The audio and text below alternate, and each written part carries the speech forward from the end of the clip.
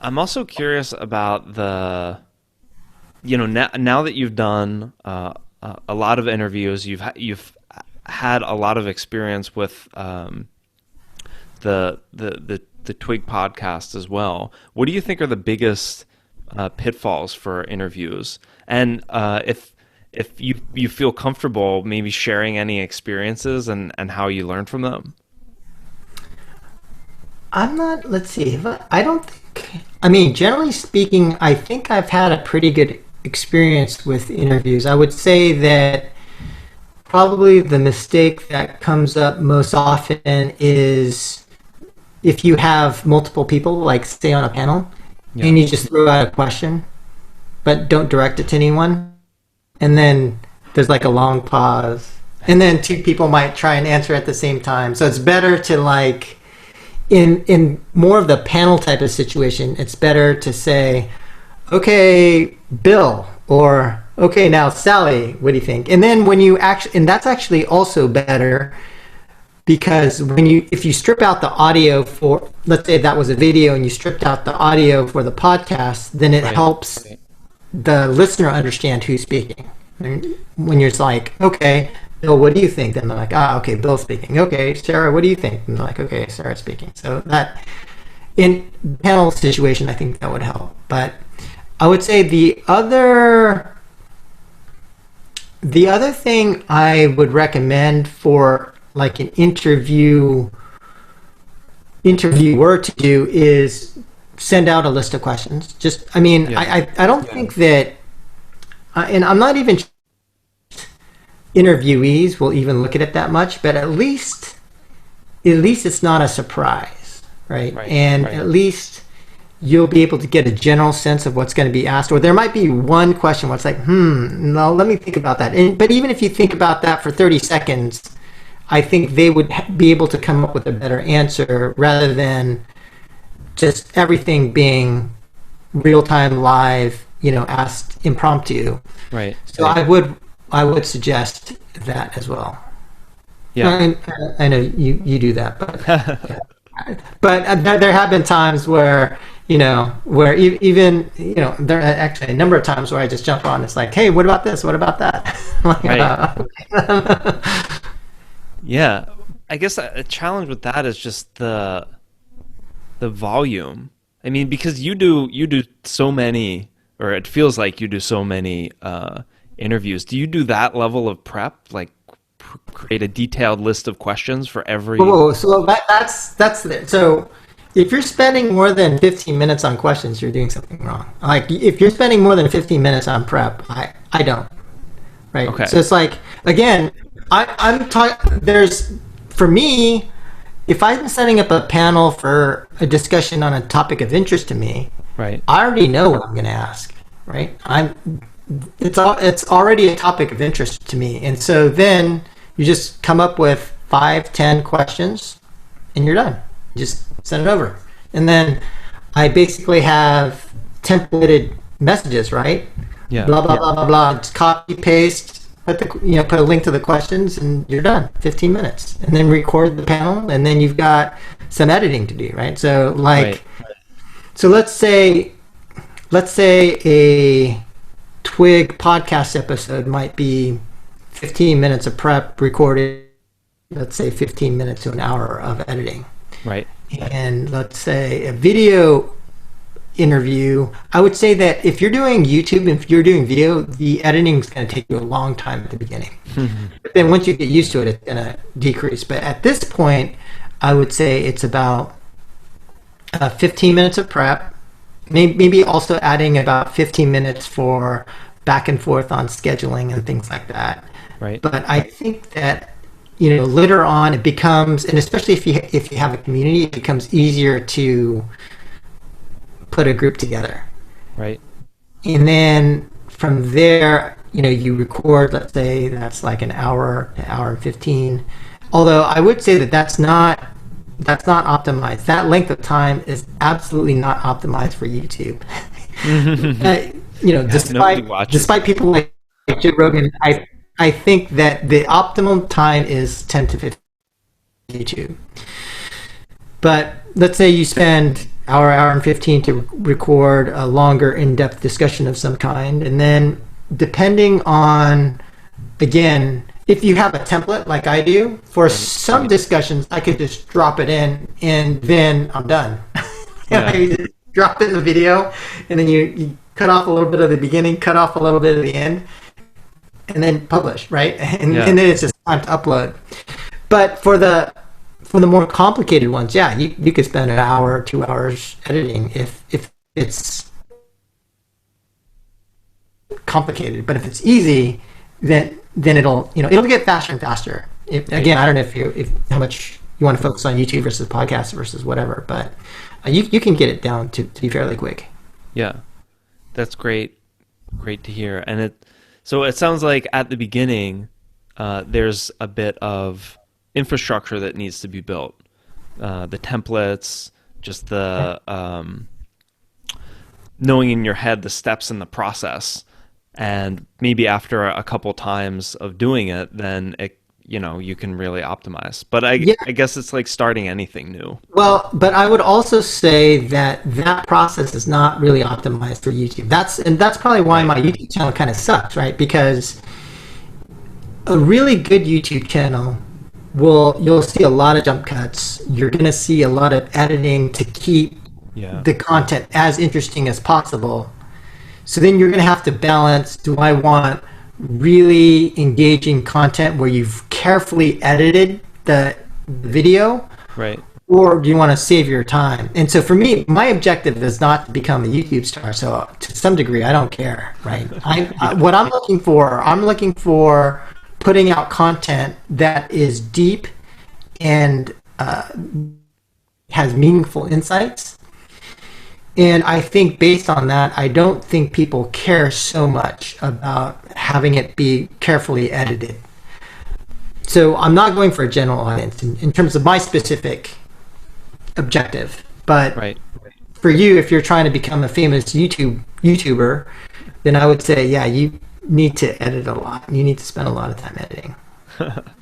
Yeah, that's not exactly on my agenda, but one thing that just comes to mind while we're talking about the YouTube clips and maybe the future of podcasting is clipping down content into smaller chunks, right? Like even Joe Rogan, I think, created a separate channel that's just the clips, and I think I haven't looked at the stats, but at least when I look at my YouTube homepage, I don't get recommended a 6-hour long interview anymore. I get recommended clips for, some topic that might be of interest to me. Yeah, I absolutely agree that that's better. And again, the shorter clips, if it's going to be less than 10 minutes or 10 to 15 minutes, like let's say you have an hour 15 video interview and you're able to cut it down to some very specific point, that's going to work a lot better. I just don't have the time to do that. Right. So I don't. Yeah. And where do you think that could go with podcasts? I mean, there's still, I get the sense that, or it's true that podcast technology is essentially the same as it was when podcasts started, right? It's an RSS feed with a long, piece of audio that you have either stream or download.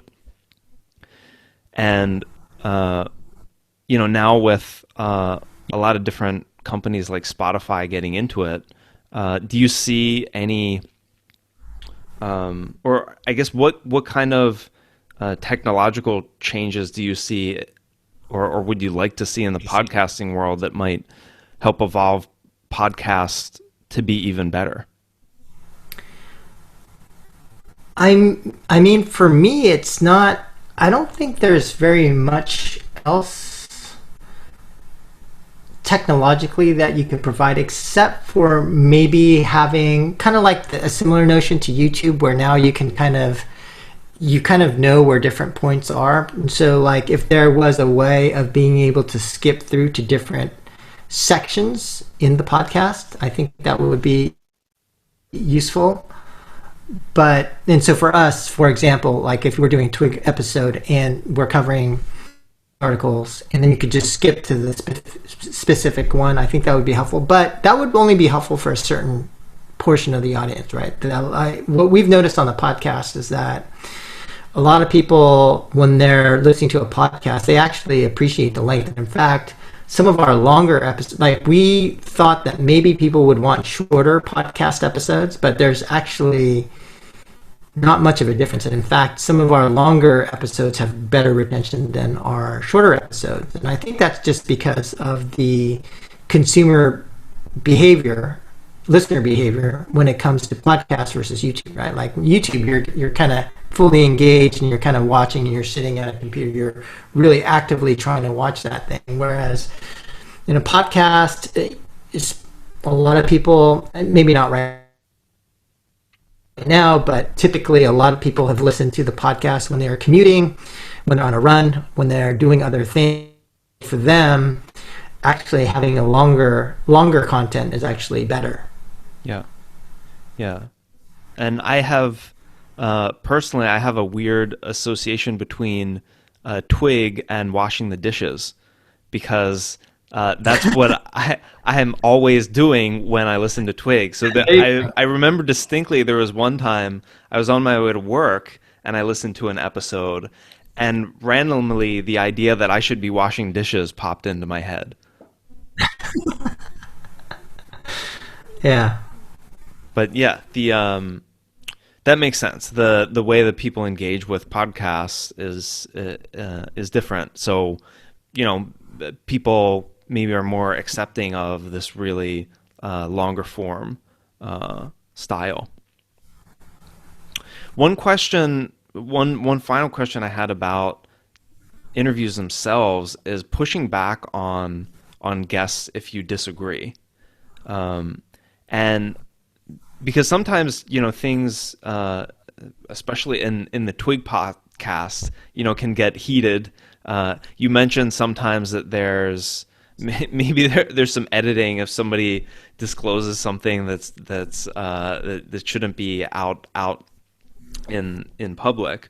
But how do you manage that type of thing when you know you're hosting a podcast and you don't you know a guest says something that either you disagree with or you know you think there needs to be some caveat added to that. I think that generally speaking, if we disagree, we generally do disagree, and I think you've probably heard that on the podcast.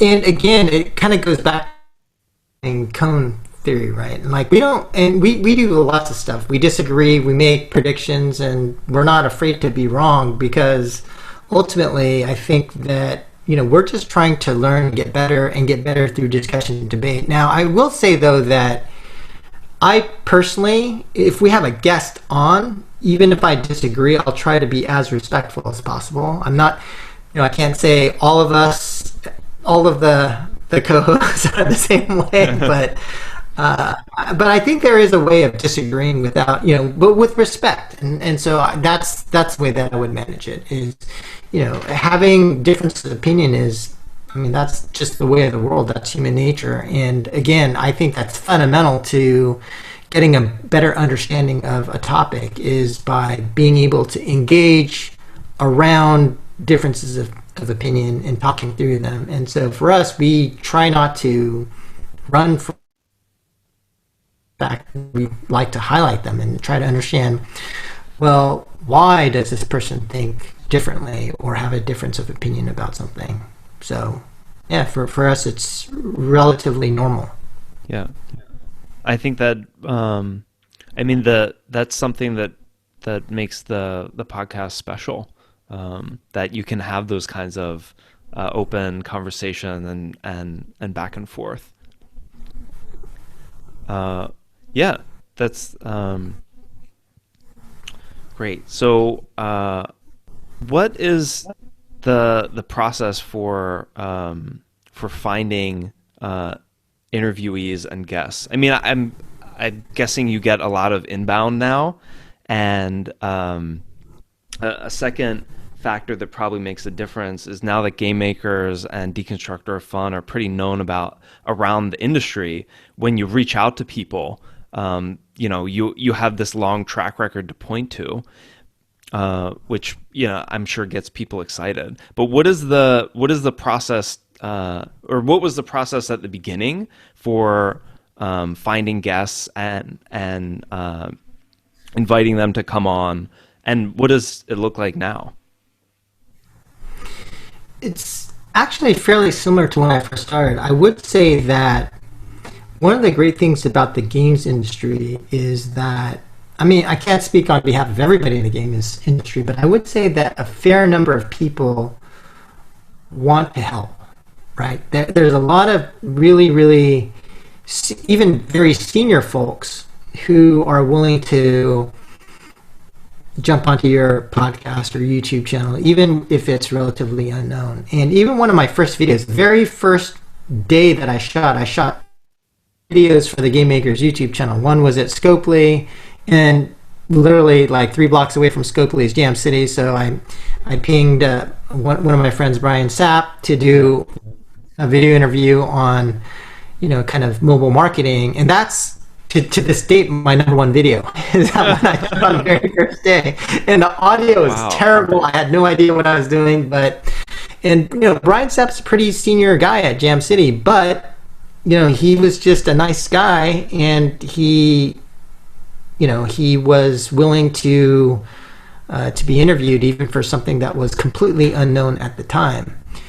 And I just think that, and it does help. I mean, having some track record, of course, is helpful. So when I reach out to, let's say when I tried to get an interview with Tim Sweeney, for example, if I didn't have anything, I think he would have said no, but at least I had something.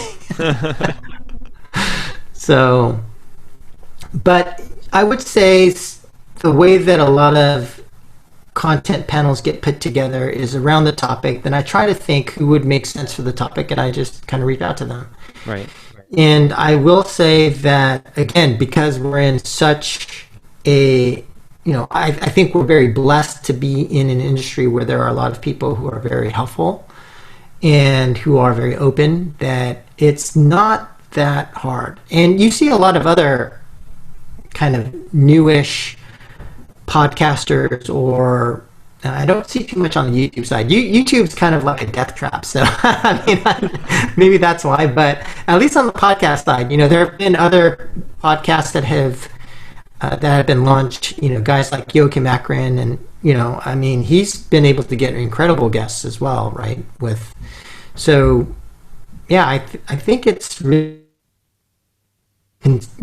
just going out there and trying, and then to your point, once you have that consistency and a history to point to and more of an audience to point to, then it should get easier and easier over time as well. Yeah. And do you have a pipeline, like a backlog of topics you want to cover somewhere in a Google Sheets or a Excel doc, and then I guess templates? I'm thinking, is it analogous to I don't know, a sales process? It's, you do outreach and you follow up, and when I started, it was. Yeah. But now, no, it's just like, I really want to know about netcode, or I really want to know about this topic. And then, or now I'm part of a few Slack channels, and there's, like, for example, somebody was posting about Roblox today, and I was like, I wonder to talk to some Roblox developers. And then I'm just naturally thinking, well, I wonder who I could get on. And I'm like, well, I'm an advisor to one Roblox company. There's some guy connected to me on Roblox on Twitter. And so then I'm thinking, well, I could just email this guy. I can Twitter DM this other guy. And then I just saw like somebody emailed me something, like a link to a post about 2 Roblox developers, and I'm like, well, maybe I can reach out to one of those guys. So who knows? I mean, that just literally happened like an hour ago, where again, it's just a thought, but I'll probably try and reach out to them and see if I can get something like that to happen. So now it's more organic. And I think that, it's easier to be organic when you have an existing pipeline, right? So, like for Yeah. example, the Deconstructor Fun podcast, because we have that weekly Twig pipeline. If we release an additional panel discussion or interview or not, because we already have a regular cadence there, right? Right. I don't really care about additional content or not. And so then it's all about what am I interested in? What's interesting to me? What is going to be valuable not only to the audience but also to me? And it really just takes the pressure off. So now I don't Right. care about any schedule, right? I just care about things that I'm interested in. Right. And it goes back to what you said earlier about having a tribe, right? Yeah. You're kind of building this tribe of folks in the game industry, and now if you think of a topic, you can think of a lot more people right off the top of your head, or Yeah. in these mini communities that would be great to talk to about the topic. So in a sense, you Yeah. And don't. so Yeah. Yeah. So, for example, there was a series that I'm gonna have to restart. We've taken kind of a pause, but it was and that's one of the Slack groups that I'm part of. There's a couple guys there, and we just just through organic conversations, like, hey, why don't we talk about this? Okay, cool, yeah, record, done, right? Yeah. And there's another Slack group where there. So I don't know if you heard the Love Brothers episode, but that was just a random Slack conversation. I'm like, hey, we should just record this, right? So we recorded it, and there you go. There's another episode. So Yeah. Yeah.